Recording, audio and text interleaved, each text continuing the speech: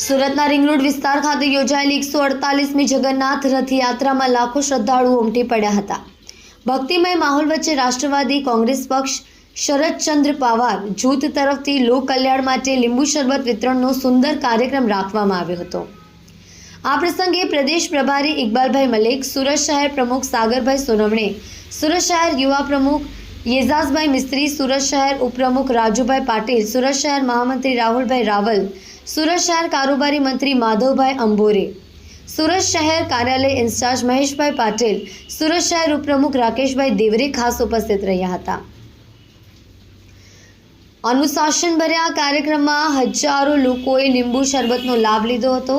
શરદચંદ્ર પવારજીના માર્ગદર્શન હેઠળ રાષ્ટ્રવાદી કોંગ્રેસ પક્ષ શરદચંદ્ર પવાર જૂથ યુવાનો અને જરૂરિયાતમંદોને પહોંચી વળવા માટે સમાજ માટે સતત સક્રિય છે।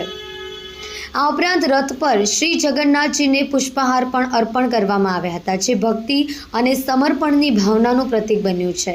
આવા લોકહિતના કાર્યક્રમો દ્વારા એનસીપી એસપી જમીની સ્તરે પણ લોકોના દિલમાં જગ્યા બનાવી રહી છે।